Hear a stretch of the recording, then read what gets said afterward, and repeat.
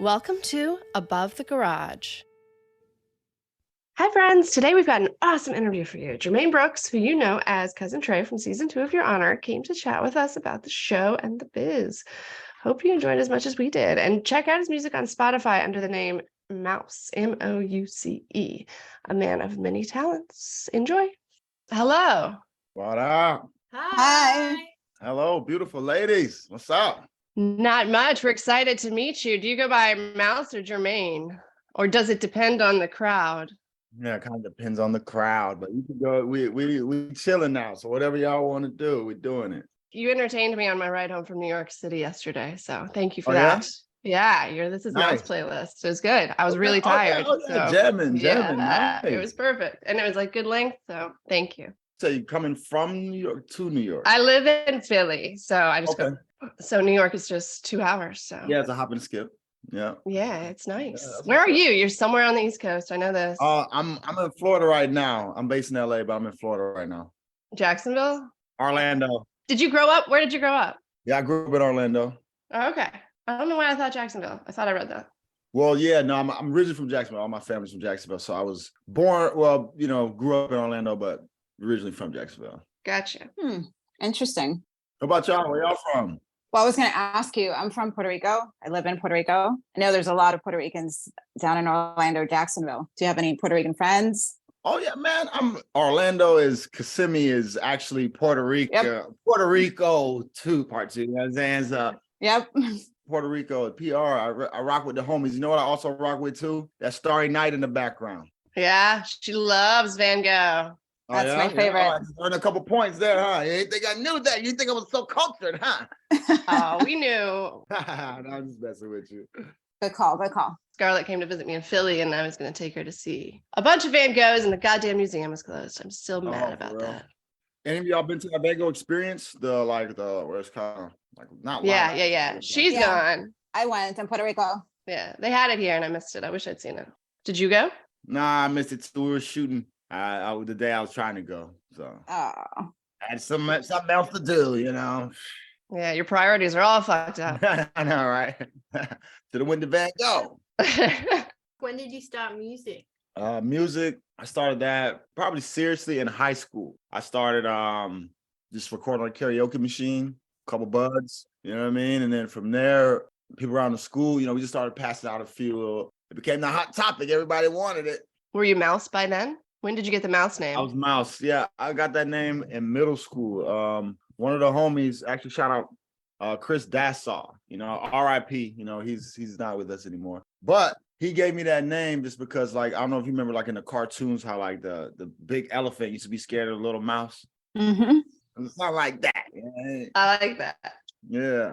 So are you still recording, or are you focused on acting? Yeah, I'm still recording. It's the type of thing that it's able. I know a lot of people always ask me, like, well, how do you do both? Or what do you like best? Or what if you have to choose, whatever? It's like this: when you're not shooting, you have time to, record. And when you're not recording, you're shooting. So it's kind of a, type of thing that it kind of works hand in hand, because with the music, it's more of a self-starter type of thing where you can just go. Like, I can go right now and say, "Oh, I got an idea. Let's go to the studio right now." If I got an idea for a show, we can't just go shoot it right now. If I have to wait for the right part to come along and everything. So that's why I do both, because it gives me, control over my creativity. At the same time, doing the shows, all right, it's a bigger production. It's like, you're a part of something that is, you're on a team. That brings me back to my sports days. You know what I mean? Yeah. What did you play? Basketball. Yeah. Basketball, football, baseball, but mainly basketball though. I'm just watching Last Chance You. Oh yeah. You watched that? The basketball one? Yeah, the basketball Yeah, one. yeah, the new one. Yeah, that's dope. Yeah. I've seen a few of they had some football ones before.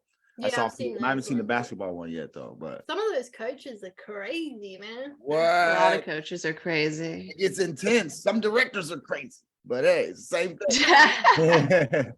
Did you want to go pro? Were you like good, or what? Or were you always? I was good. I got a heart murmur. Oh shit. 10th grade maybe.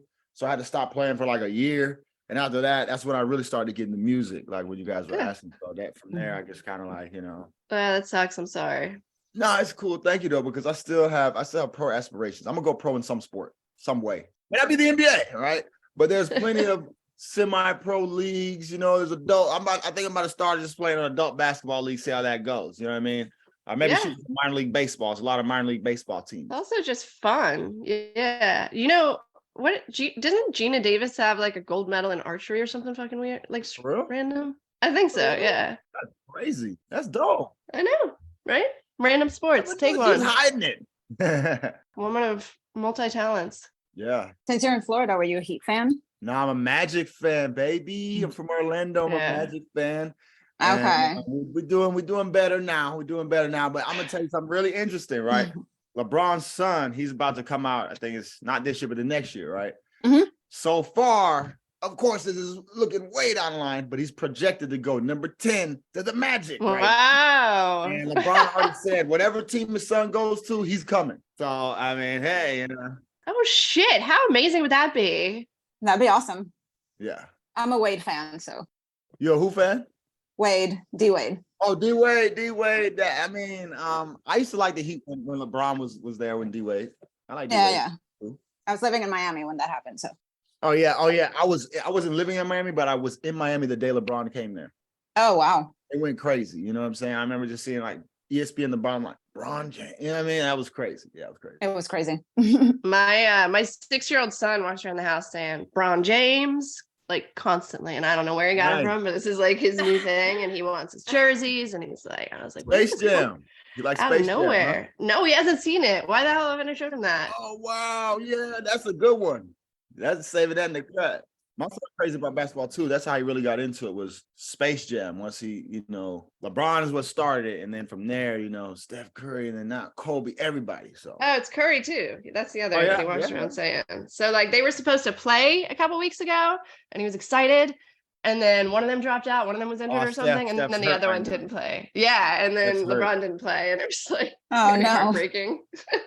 that's the only thing about the NBA, man. Like, especially if your team is like the Lakers only come to Orlando once, and if LeBron's Yeah. not playing that game, then That's it for the year. yep. How'd you get into acting? I was a child actor, so I was doing a lot of stuff, Cool. Nickelodeon earlier, and Really? things like that. Nickelodeon? Yeah, What yeah. did you do on Nickelodeon? I was on My Brother and Me, a few other shows. I forget what is that. It was like the that era though. Like what was the slime? They slime double. Fuck, what was that? I don't know if that's the watched name. it. I'm butchering it. That's why I just say It's Nickelodeon. double something. Yeah, it was double something. But yeah, I was that's how I started, and then from there. Wait, you got slimed? No, I didn't get slime. Oh, damn. I know, right? I want to get Double slime. dare. Double dare. Double dare. Oh, see, we got the, you know what I'm saying? We got the fact checker. We got the fact checker. I had on to, that would there. be bothering me for like the next hour. I know, right? That kills me too when I can't think of something. But that's really how I got into it. And then from there, I kind of got out of it. Like as with everything was coming full circle, as y'all say. After that, that's when I really got into sports, like playing ball and everything. So I was really taking that a lot more serious. I just wasn't getting the roles that I liked, that I wanted to get. Like, I mean, obviously I was a child. So, I mean, I'm not gonna, be doing nothing too crazy, but I'm from Orlando. So there's just, most of the roles were just like Disney commercials, things like that, local commercials. And I just, I wanted more. So It that's why I wasn't kind of fulfilling. stepped away Yeah. from it for a little while. And what actually got me back into acting was the Tupac movie. Oh, yeah? The recent one? Yeah, a few years ago. But actually, it wasn't the movie that came out. It came out a little later. It went through a bunch of different directors, and so it was shifted around a lot. But when it first was going, that's when I first got back into acting. I just I started recreating these Tupac interviews, and I'll post them on my YouTube. And from there, it started getting a lot of buzz. And Layla Steinberg, she was Tupac's original manager. Yeah. Wow, that's awesome. Y'all know y'all stuff then. Yeah, so she reached out, and then we just kind of started building from there. She actually's got a poem that only she got that I wrote to her, but kind of about Pac or whatever. So one day, she'll probably put it out, but that's what got me back into it. Yep. And then from there, I just, obviously I didn't end up starring as a Tupac. So that was, disappointment, but it got me back into motion to where I realized like, hey, I'm kind of good at this.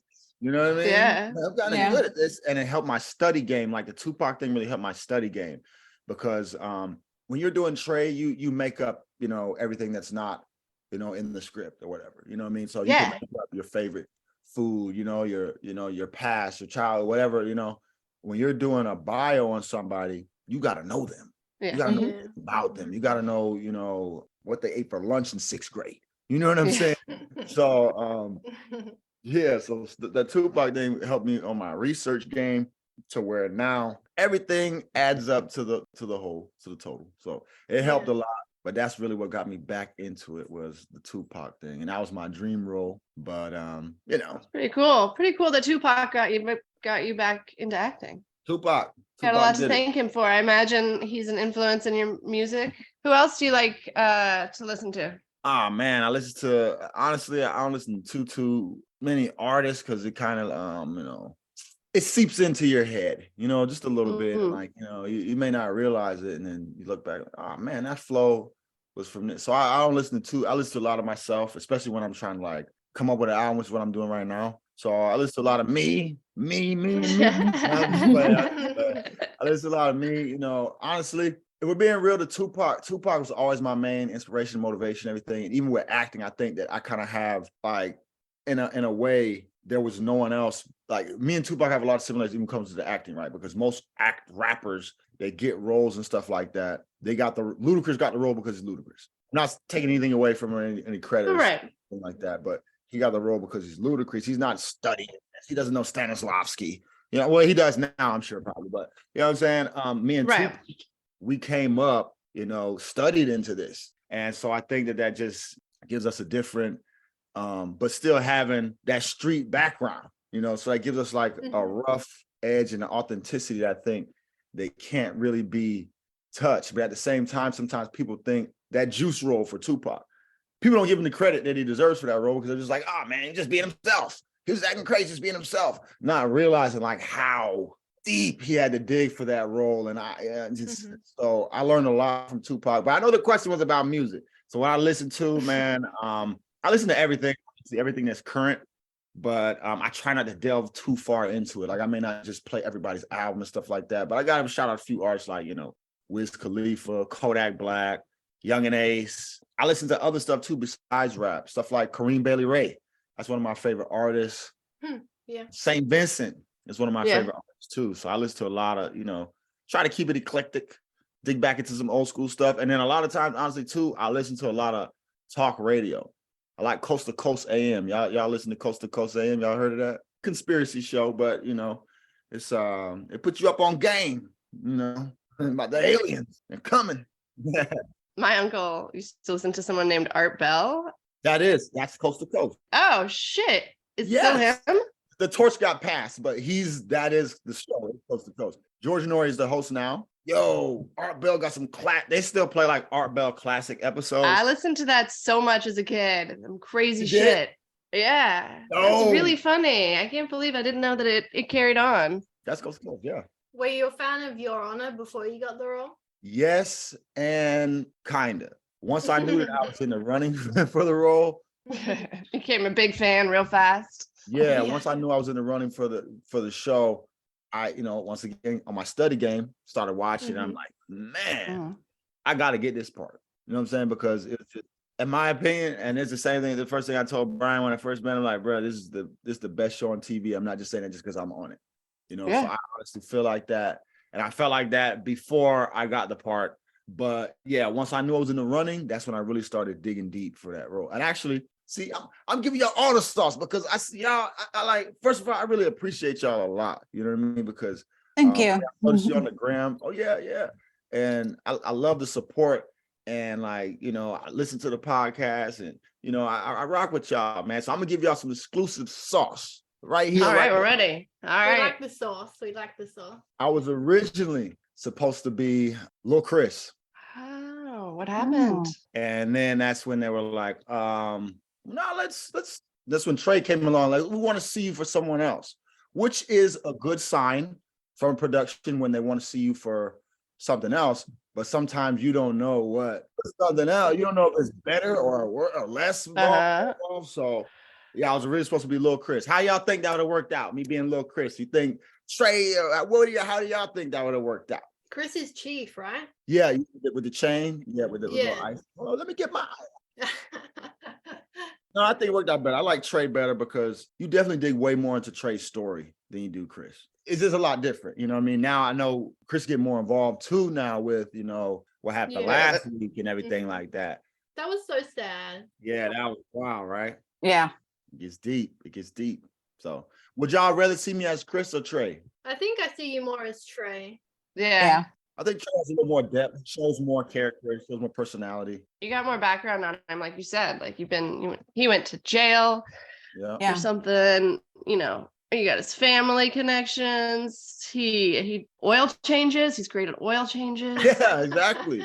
And cousins get a discount. Yeah, not much. Trey squeezed 5 quarters out of $1. Yeah.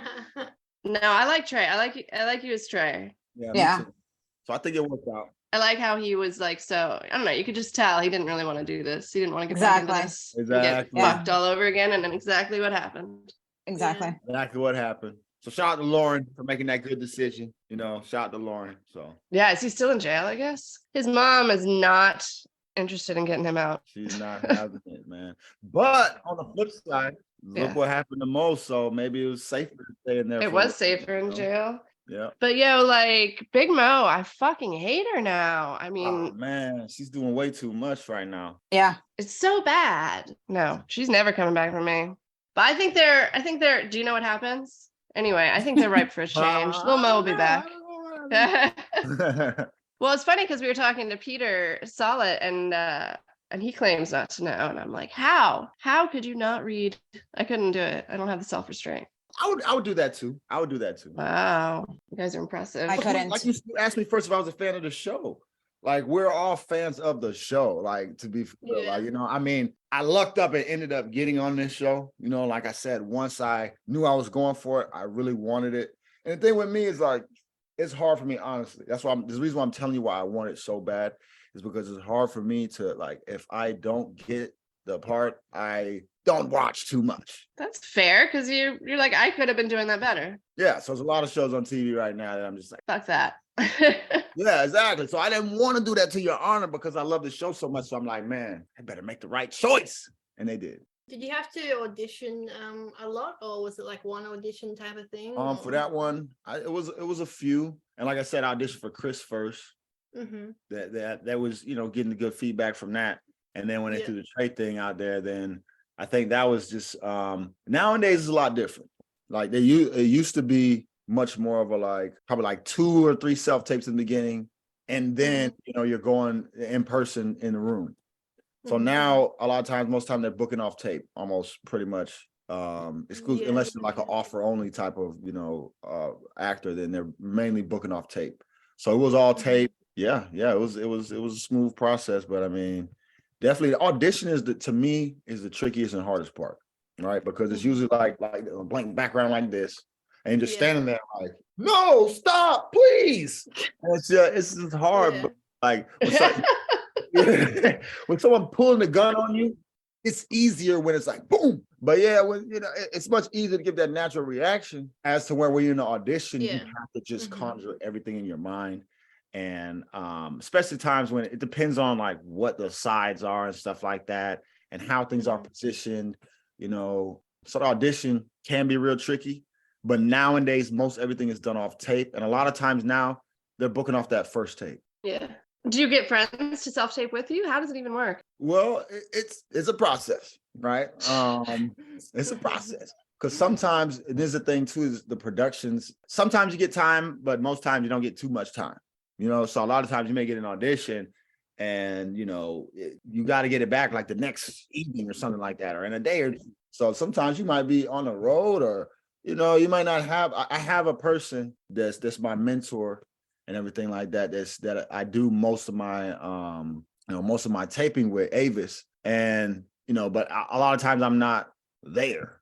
So you just have to. Sometimes you do have to use friends or family hold the phone. Somebody hold the phone. And it is tricky because the key to acting, a lot of people don't understand, is like not overacting. That's worse Yeah. than just doing not so much. So a lot of times when friends, they want to help and stuff like that, and they're doing, hey man, what are you doing over there? How am I gonna, you know what I mean? Because you got to be able to bring, the people don't realize like that person that you're taping with, that's important. They really Matters, help yeah. pull that performance out of you, because if they're, you know, late with the lines, or there's an extra breath or the two in between, you know, stuff like that, it can throw you off. Or like I said, if they're like overdoing it, and then it's like, man, look, bro, just chill, bro. Just do it regular, bro. Just do it regular. Okay. Well, hey man, what are you doing? Do it regular, man. You know, so it's like, but on the flip side, yeah, you just got to get it done. And I was in Raising Kanan. When I auditioned for that, I'm not gonna lie, I know I'm not trying to like bring the mood down or anything, but I actually did the audition right before my grandma's funeral. Oh, I'm sorry. It was at my grandma's house too in Jacksonville. And I had to have one of my cousins like take me on the like on the porch, you know what I mean? And just because, and there's another thing too. See, I'm giving you all the sauce, I'm giving you all the insiders, right?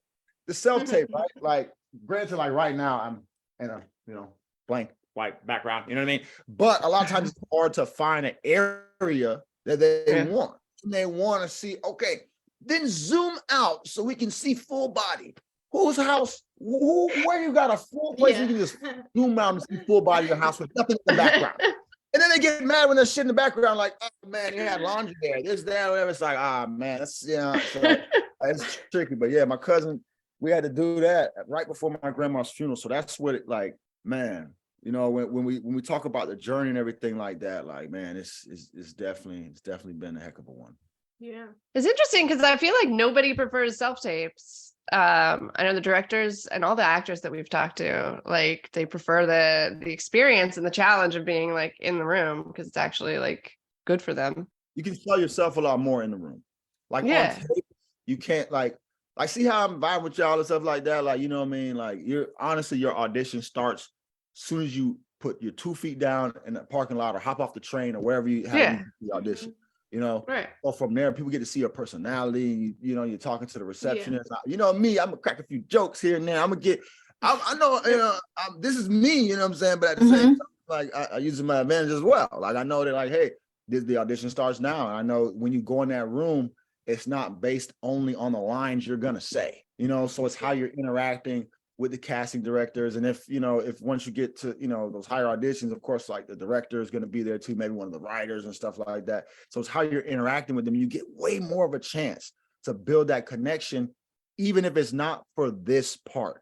You know, they make you, it's like, hey, you know, man, yeah, he's a cool guy, man. Actually, we got another role coming up for this other thing, you know, for him, whatever. So self-tape it's just like with everything else, man. Honestly, it's like self-checkout. You know, it takes away some of the human, you know, and I hate that. I don't mind self-checkout. For a while, I tried to like protest. Well, not protest, but I mean, I fought against it for a while. Every time I be in Walmart, nah, man, I need a person over here. You, come on. You know, but after a while, I just have to, you know, roll with the flow, roll with the punches. But yeah, it does take a lot of the personality out of it to where you're able to really sell yourself to that, you know, cast director, because really it's about you. Yeah, you know, you're selling you. Understand, it's not about like, oh, memorizing these words and like pretending I'm someone else.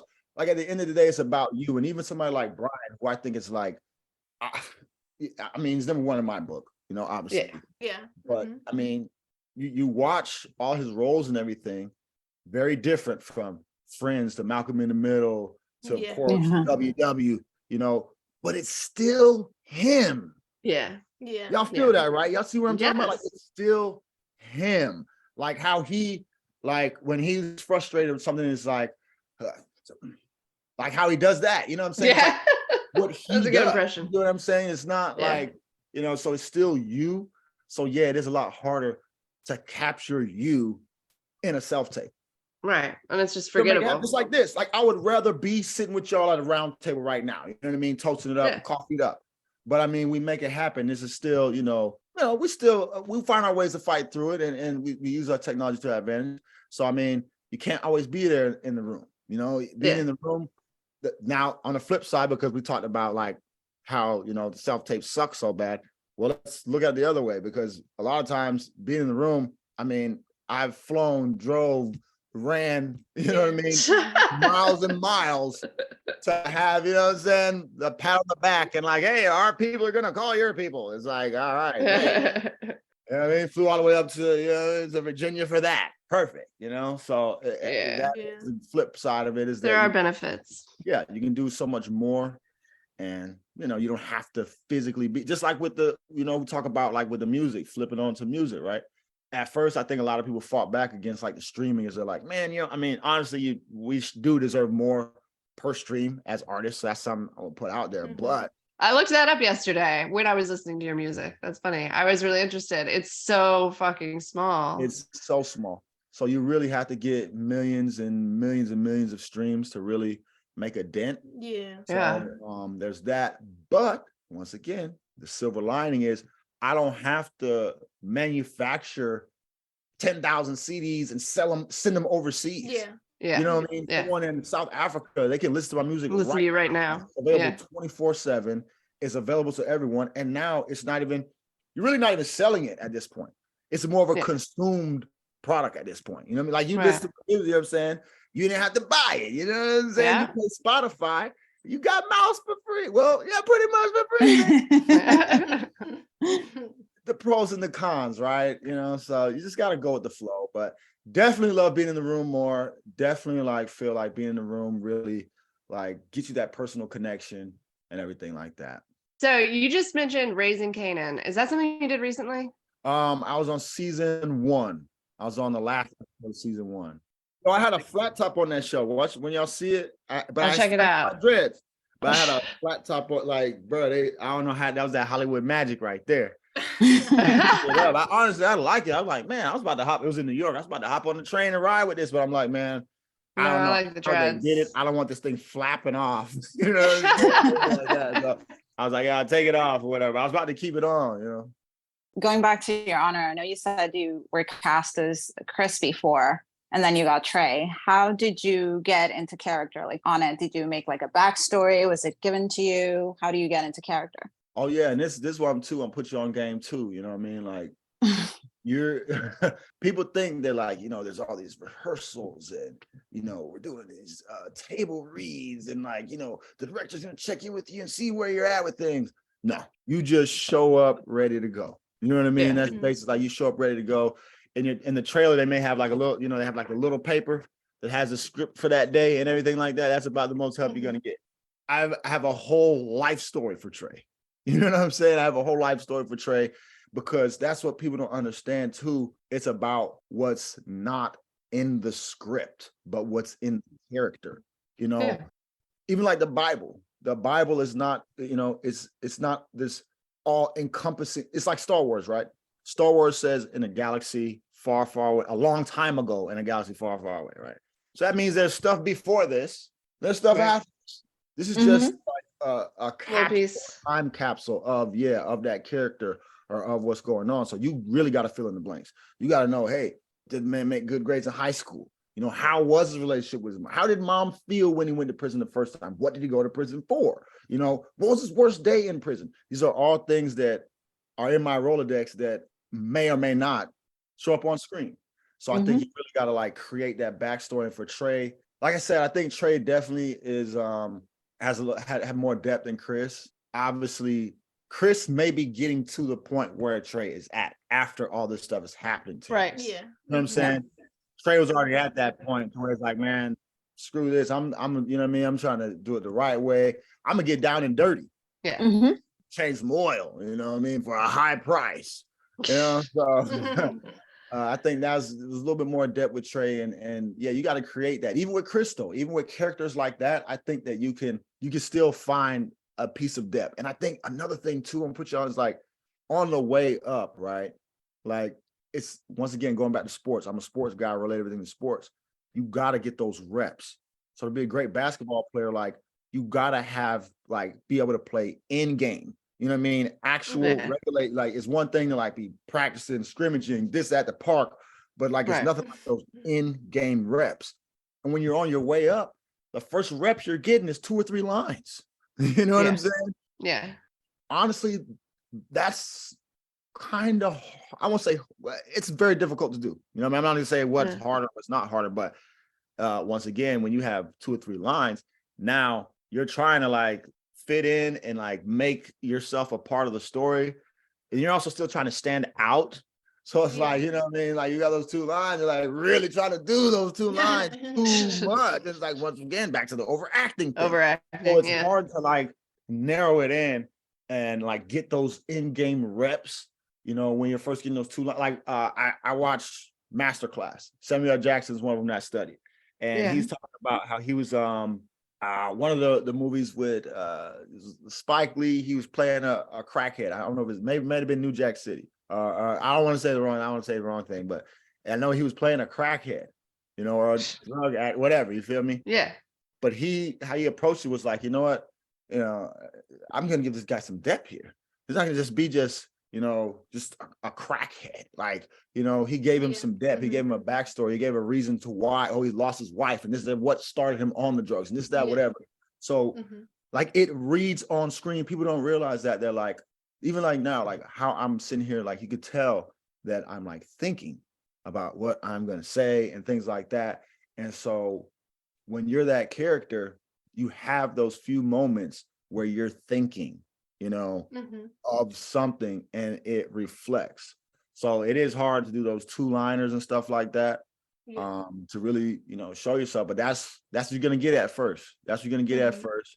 And then, you know, you move up the ladder to, you know, series regular or, you know, lead roles and stuff. But I think it's harder to kind of, it's almost like, once again, going to sports, it's like, you know, being that backup quarterback, you know, it's hard when you get in the game, like you got like 2 or 3 plays. It's like you're trying to throw the Hail Mary to wow everybody, to like, like show I belong, like, hey, I can start or whatever. But at the same time, like the play wasn't a Hail Mary. You know what I mean? You gotta just play it smooth.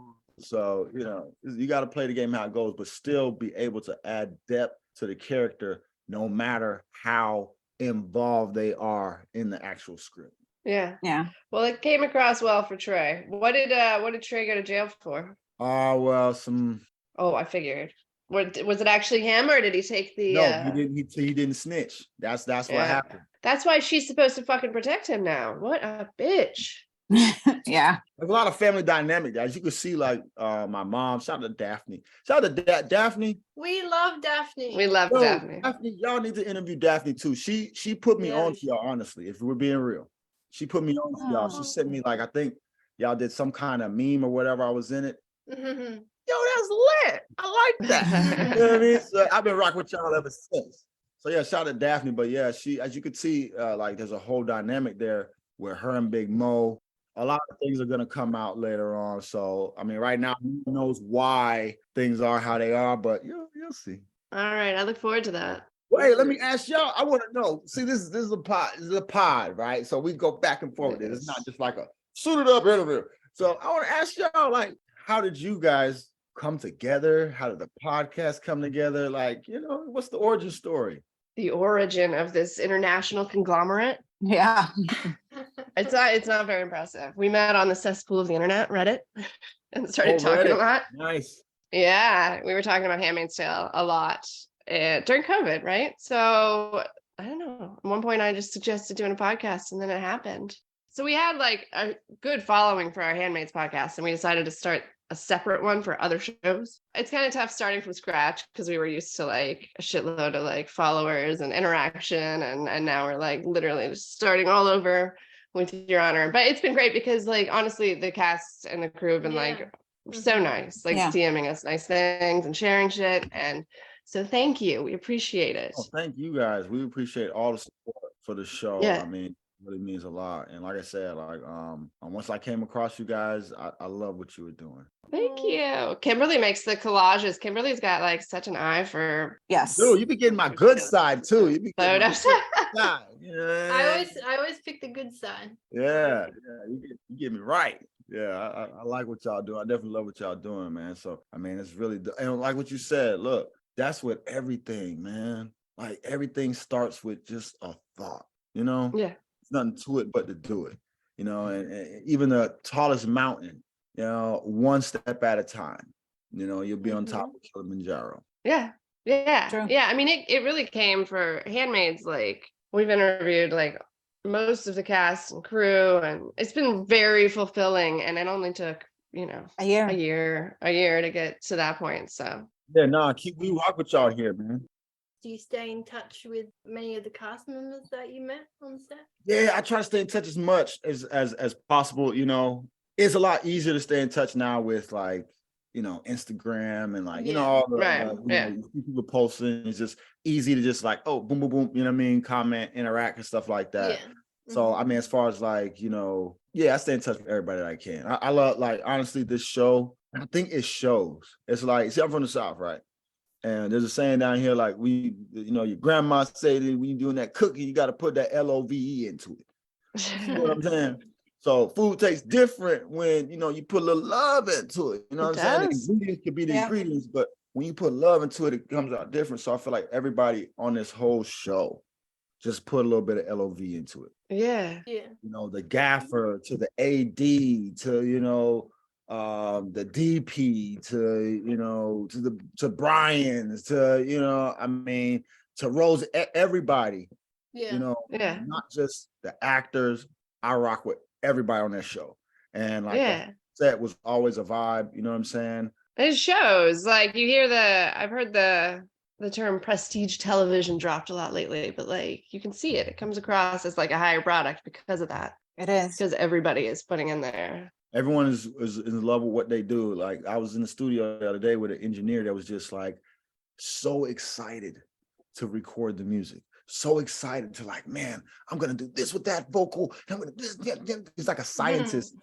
That's what you need. You need someone that's excited to even plug the chords in. Yeah. Yeah. Saying even the Totally. person on your honor, the person plugging the chords in was excited to be there. Everybody was cool. The extras was cool. You know what I mean? So I keep in touch with as many people as I can. Definitely real cool with Keith. You feel me? That's the homie.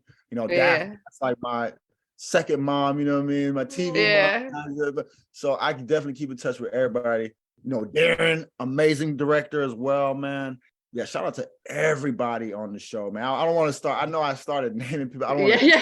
It's like the awards. Every single person. You know what I mean? Even Wardrobe. I definitely got to give a shout out to Wardrobe, though, man. Oh, my. See, y'all got me started. Let me just shout out to everybody. Everybody on the show is just crazy love. And like you said, though, it's not just like we're out there like kumbaya.